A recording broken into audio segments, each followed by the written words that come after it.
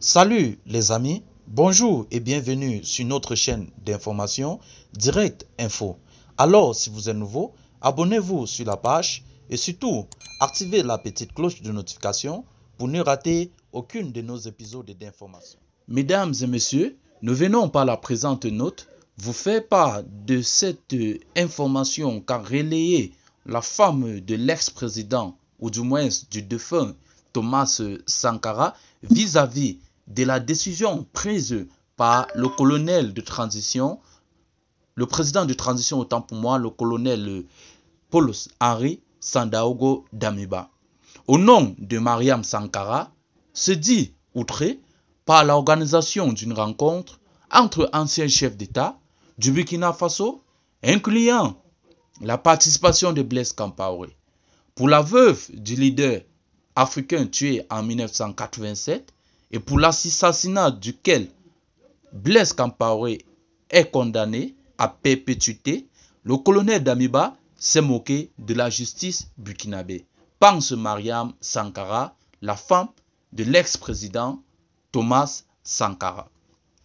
Elle est particulièrement révoltée contre le chef des putschistes burkinabés, en prenant sur lui de faire venir à Ouagadougou un Blaise Compaoré, condamné à perpétuité dans l'assassinat de Thomas Sankara.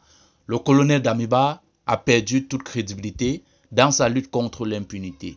C'est de l'intime conviction de la femme de Thomas Sankara. Il faut le dire, elle l'a dit, c'est quand même faire fi de la justice burkinabé et des sentiments des familles, des victimes. Et c'est quelqu'un qui a régné sa nationalité burkinabé. Il est devenu ivoirien. Il s'est moqué de la justice. Il a été condamné et bon voilà, on le fait entrer au Burkina Faso. Ça dépasse tout entendement. Je suis écœuré et attristé parce que je pense que ce n'est pas la voie de la réconciliation. Écrit Mariam Sankara à propos du séjour de Compaoré au Burkina Faso. Il faut également noter que cette veuve pense que les Burkinabés restent attachés à l'état de droit et à la justice. Leur souci majeur aujourd'hui demeure le retour de la sécurité sur les pans du territoire occupé par les terroristes. C'est donc les Burkinabés ont besoin, c'est la sécurité dans le pays. Aussi dit-elle qu'en faisant ce geste, il a favorisé l'impunité. Il disait combattre l'impunité, mais ce n'est pas de cette façon qu'on combat l'impunité. Blaise Compaoré doit exécuter la décision de justice. Blaise doit passer par la prison. Le coup politique tenté par Damiba en invitant Compaoré à foirer tout simplement. Il faut le dire, la veuve Mariam Sankara est dans ce joug où elle se dit la justice n'est pas en train de faire son travail.